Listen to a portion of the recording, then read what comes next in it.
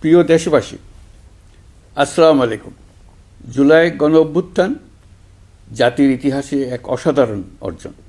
এটি অপ্রত্যাশিতভাবে জাতির জীবনে গণতন্ত্র, ন্যায় বিচার ও মানুষের অধিকার প্রতিষ্ঠার সুযোগ এনে দিয়েছে।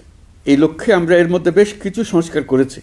আরও গভীর ও সুদূর প্রসারী সংস্কারের জন্য দেশের সকল রাজনৈতিক দলের ঐকমত্যের ভিত্তিতে জুলাই সনদ প্রণয়ন করেছে। এই জুলাই সনদ বাস্তবায়নের জন্য আপনাদের সম্মতি প্রয়োজন। এর জন্য গণভোটের আয়োজন করা হয়েছে। এই গণভোটে অংশ নিন, সনদে আপনার সম্মতি দেন। আগামী 12ই ফেব্রুয়ারি জাতীয় সংসদ নির্বাচনের দিনেই অনুষ্ঠিত হবে গণভোট।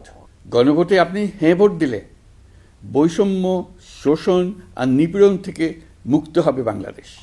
গণভোটে হ্যাঁ ভোট মানে তত্ত্বাবধায়ক সরকার ও নির্বাচন কমিশন গঠনে সরকার ও বিরোধী দল একসঙ্গে কাজ করবে। সরকার ইচ্ছামতো সংবিধান পরিবর্তন করতে পারবে না। গুরুত্বপূর্ণ পরিবর্তনের জন্য জনগণের সম্মতি নিতে হবে। এতে আরও বলা আছে, বিরোধী দল থেকে ডেপুটি স্পিকার ও সংসদের গুরুত্বপূর্ণ কমিটির সভাপতিরা নির্বাচিত হবেন। একজন ব্যক্তি সর্বোচ্চ 10 বছরের বেশি প্রধানমন্ত্রী থাকতে পারবেন না। বিচার ব্যবস্থা স্বাধীনভাবে কাজ করবে।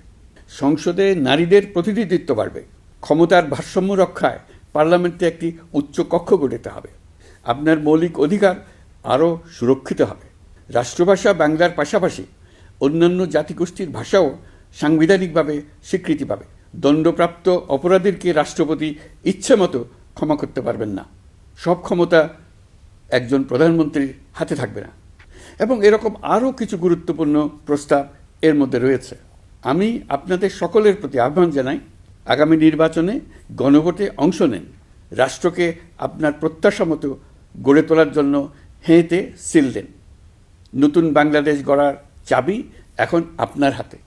হেঁতে সিল দিলে নতুন বাংলাদেশ গড়ার দরজা খুলে যাবে।